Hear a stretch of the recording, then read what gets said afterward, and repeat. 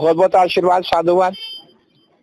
अभी आप जहाँ बैठे हैं इसका नाम पंचायती अखाड़ा श्री निरंजनी है और हमारे इस अखाड़े के जो गुरुदेव है गुरु निरंजन देव भगवान है, जो भगवान शंकर के पुत्र है और दक्षिण भारत में इनको मुर्गन स्वामी के नाम से भी जाना जाता है और उत्तरी भारत में इनको कार्तिक स्वामी के नाम से जाना जाता है और गुरु निरंजन देव के नाम से जाना जाता है।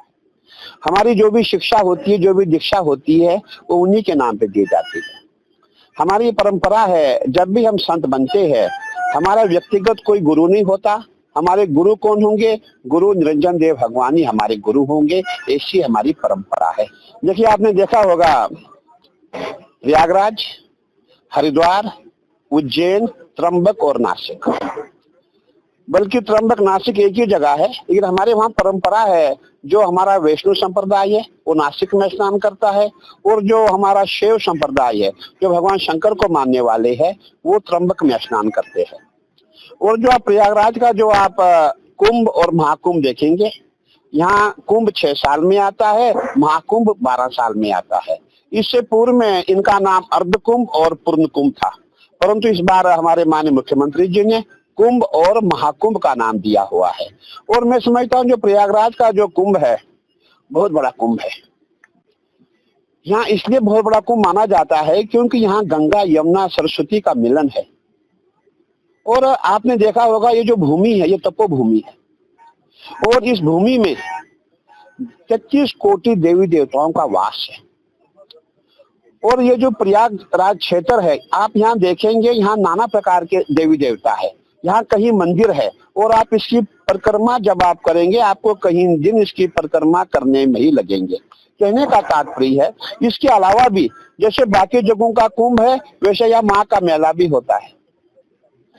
माना जाए तो यहाँ हर साल कुंभ होता है।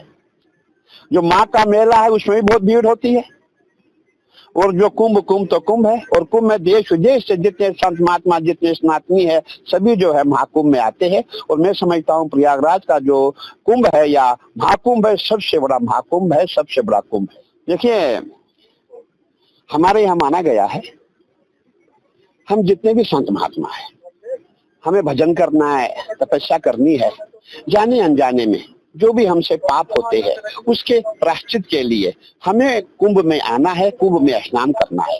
और देखिए कुंभ क्या है, कुंभ हम क्यों मनाते हैं? आपने सुना होगा ये कहानी है क्योंकि यहाँ जो है जहाँ जहाँ अमृत की बूंदें गिरी है वहाँ वहाँ कुंभ मनाया जाता है। और प्रयागराज है, यहाँ अमृत गिरा है, हरिद्वार में गिरा है, उज्जैन में गिरा है और महाराष्ट्र के नासिक में वो जो अमृत है वो गिरा हुआ है। इसीलिए इन जगहों पे कुंभ मनाया जाता है।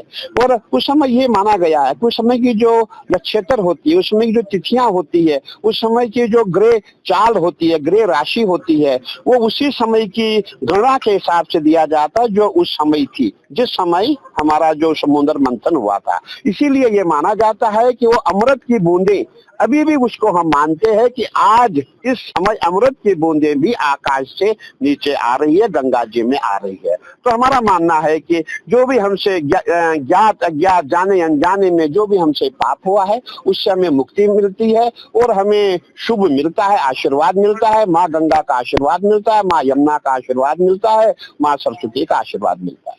देखिए, आपने देखा होगा यहाँ बहुत कम समय मिलता है। यहाँ जहाँ बैठे हैं यहाँ पूरा गंगा का फैलाव होता है और हमें 2.5-3 महीने का समय मिलता है, चाहे वो सरकार हो या संत हो। 2.5-3 महीने में आपको पूरा मेला कराना है। सरकार का पूरा प्रयास रहता है मेला अच्छा हो, दिव्य हो, भव्य हो।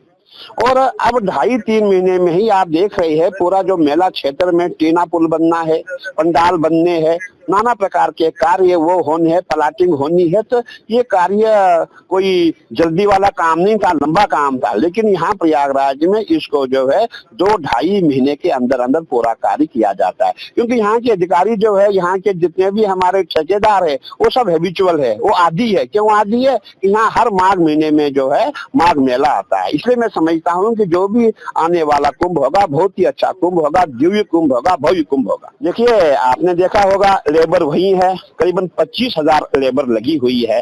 अब लोहे का काम है, पट्टियां बिछनी है, दुनिया भर के टेंट लगने हैं। अब लेबर भी कहां तक काम करेगी? मैं समझता हूं हमें संतुष्ट रहना चाहिए। फिर वैसे भी हम संत महात्मा है, जो सुविधा हमें मिलती है उसी में खुश रहते हैं। हमारा अपना मानना है कि सरकार पे ज्यादा लोड न दिया जाए। सरकार से भी कुछ होगा, हमसे भी कुछ होगा, दोनों मिलकर के बहुत अच्छा दिव्य और भव्य कुंभ मनाने का प्रयास करेंगे। देखिए, आपने देखा होगा जो हमारा निरंजनी अखाड़ा है, हमारे लाखों की संख्या में संत महात्मा है, बड़े बड़े संत है, छोटे छोटे संत है, नाना प्रकार के संत होते हैं और सभी संत जो है महाकुंभ में आते हैं। आप देश विदेश से हमारे संत आएंगे और हमारे ऐसे भी नागा संत होते हैं जो नर्मदा खंड से आएंगे, केदार खंड से आएंगे, जहाँ जहाँ जंगल होते हैं वहाँ हमारे नागा निवास करते हैं। और जब ये महाकुंभ आता है, महाकुंभ में जब स्नान के समीप का समय आता है, उस समय सभी नागा संत यहाँ पहुंचते हैं, गंगा जी में स्नान करते वापस चले जाते हैं।